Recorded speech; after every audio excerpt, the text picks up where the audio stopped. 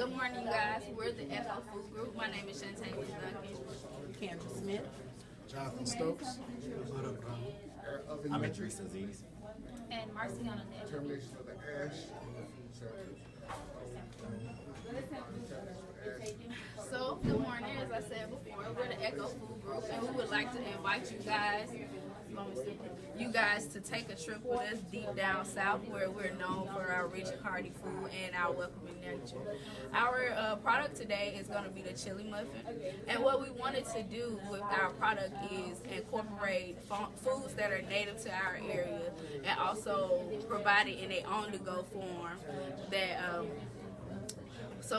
and like when I say on the go, normally when you think of an on the go product or food, you think of something that's meant to only sustain you for a short period of time. And with our product, we wanted to provide an on the go product that would sustain you for longer than just a short period of time, but also not overfill you. And Okay, over here we have our ingredient formulation, and for our chili we have for our corn muffin we have our cornmeal, which is yellow and white cornmeal, all-purpose, sugar, buttermilk, butter, also salt and eggs. And for our chili we have ground beef, chili mix, and tomatoes and kidney beans. And down here, this is showing, if you see down here, this is showing the ingredients with chili and cornbread as a single serving. And here, our flow chart. First, we're gonna start with our chili flow. And for our raw ingredients, we also, like I said, we have the ground beef, the tomatoes, the kidney beans, and the seasoning mix. So here, for our cooker, this is where we're going to cook all our chili ingredients, and then extruder. And then we're going to have a helical screw, which is going to transport the ingredients to form pellets. What I mean by pellets, it's going to form chili pellets. And once it forms chili pellets, we're going to freeze it. We're going to use an IQL freezer, which is instant freezing. And we're going to store it in a blast freezer before we incorporate it into the batter. So while that's storing, here on this side we have the corn muffin batter, which is mixed in a planetary mixer. And then it's also going to be formed using a dual piston filler and depositor. And how we're going to do that, we're going to layer we're going to layer the first bottom with batter, and then we're going to take our chili pellets, one chili pellet at a time, and place it in the middle. And once it goes through, we're going to also have another depositor that's going to top off our last layer of the chili muffin to form the chili. And then after that, we're going to bake it in a 960 tonal baker for 30 minutes at 375 degrees Celsius. And then after baking, we're going to skip the cooling because we want to avoid possible contamination or microbial growth. So we're going to do another IQ freeze. So we're going to do another instant freezer at -80. And after that, we're going to do our packaging. And the type of packaging that we're going to use for our product will be HDPE, high density polyethylene packaging. I chose this packaging because our products are greasy, oily product, and with this type of material, it'd be suitable for this type of product. It's more thicker, it's more, how do I say it? Sorry. So like I said, it's more suitable for frozen products, bakery products, and avoid oxidation for our product, and locks in moisture as well. So after the packaging, we're gonna go straight to storage, which is it's gonna be stored in another freeze-blast freezer, and then for distribution. Now, when we get ready to transport our product, we're going to use a refrigerator trunk transporter where the product will stay frozen until it arrives to its destination. The color, the pH, the water activity, and the moisture content were determined. The color determines the consumer acceptability. The color accepts the consumer acceptability as well as the nutritional quality of the food. For the color, we use the colorimeter. For the colorimeter, we use the three LAB color spaces. For the muffin, the bottom was always lighter than the bottom lightness was lower than the top lightness. That means the bottom was darker than the top. For the pH determines the microbiological growth, enzymatic activity, and also chemical reactions like Maillard reaction. The pH didn't change much over the course of the 6 data points. For the water activity, the availability of water determines the enzymatic, the microbiological, and the chemical properties of the food. It also determines the shelf life of the food. The water activity also didn't vary much over the course of the 6 data points, and it ranged from 6.83 to 6.93. The moisture content also didn't vary much.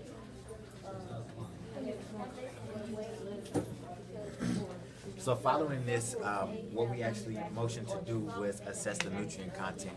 This was done in 2 ways. The first way was actually by approximate analysis. And secondly, to produce the nutrition facts label, we actually used a software system. So as you can see with the nutrition facts label, this was done for a 1 serving portion, which constituted 102 grams. This is not always the constant weight or the constant mass of our product, as it ranges between about 89 to about 90 or so grams per serving. However, what you find is that given the fat, the protein, and the carbohydrate content, we arrive at about 260 calories per serving, which is considerably decent, knowing that 400 calories per serving is considered a high-calorie diet, and that's a little over half of 400. So anyway, you find that we have in the nutrition label 9 grams of fat per serving, about 6 grams of protein, and 39 grams total carbohydrate per serving. These values are somewhat off in comparison to my approximate analysis studies. For example, the protein content was actually closer to 9. It was about 8.7 on average. So there was a higher protein content. But this could be from the disparity of the fact that the Kelger method analyzes nitrogen content and not just protein content. The Genesis system may only assess for protein. Fat was actually higher. That we actually, because of the moisture of the product, we had to freeze dry our product and then do the fat analysis. So that in the matrix of the product, as well as the particular organic solvent that I chose to use to extract the fats, all could have affected the resulting fat outcome percentages. The nutrition label also identifies some vitamin A and iron, which more than likely is coming from the heme groups of the beef. This is my nutrition label. So they're expressing percentage, and the reason why they're expressing percentage is the microbiological portion of it. Some of my CCPs are listed on the flow chart. And we listed those as the cooking and baking, but after adding the equipment, we ended up adding some more. So for the CCPs, the cooking and baking were listed as the critical control points. So for those, we would control those as far as controlling the time and temperature of the cooking and the baking to as far as the critical control points, we would control the time and the temperature of cooking the ground beef in the beginning of the flow, and controlling the time and temperature of the final product, the time and temperature of baking, to make sure that there was no microorganisms growing in the final product. And we would also add a critical control point before that last baking step, because there would be a metal, I think that equipment would be a metal step at that point. So that will also be a critical control point, because we would have to put in a step to make sure that there would not be any metal shavings at that point there also. So that would be a point that was not added to the original document that was added later. So we would have to make sure that there would be no metal in the final product, so that we wouldn't have to have any, I guess, recalls of our final product after it was shipped out. So for our analysis of the microbiological report, the reason why we had to perform microbiological analysis of the product was to make sure that it was safe for consumer consumption, because products need to be safe in order for consumers to consume them. They need to,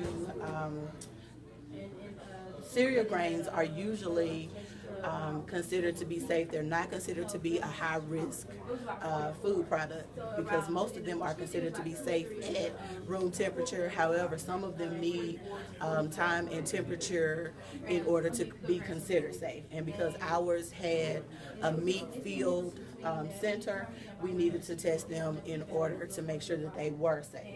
So we brought the product into the food microbiology lab in order to perform microbiological analysis to them. So we brought it from the product lab and took it into the micro lab and performed cereal dilutions on the chili muffin. So what we did was we heated it according to what the consumers would do to it. We heated it to at a minute and a half in the microwave, and we took a 25-gram sample of the chili muffin and placed it in 225 mils of steropeptone and stomached it for between 30 and 60 seconds in a stomacher machine, and took a 1 ml sample of that and placed it in 9 mils of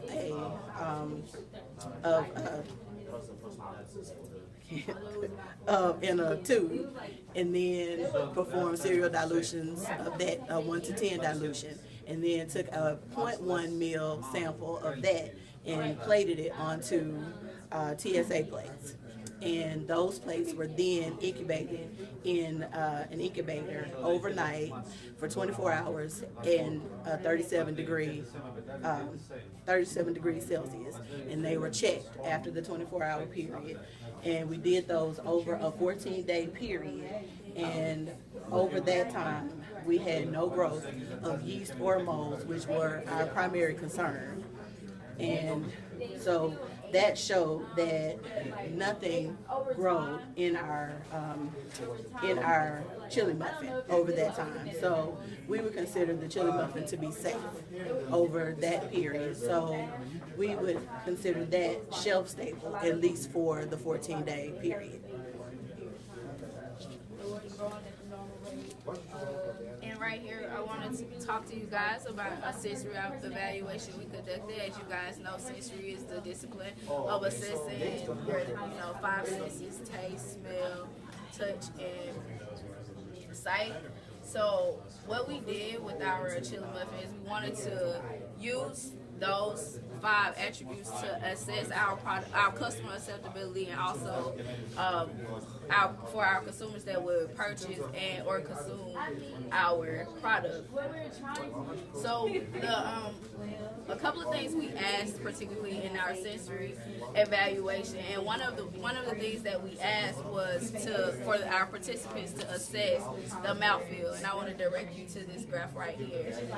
Of all our participants, we had 36% of our participants assessed that our chili muffin was soft. And if you guys are familiar with cornbread, you know that you did a really good job for people to consider your cornbread soft. And I want to also direct you guys' attention right here to our conjoint product attributes. And right here is what we as a company deem important with our product. So right here on the first two where you see on this very end right here, we have our flavor as being 25% of importance for our product. On this side, we also have our price. Another key factor that I want to point out is social responsibility right here.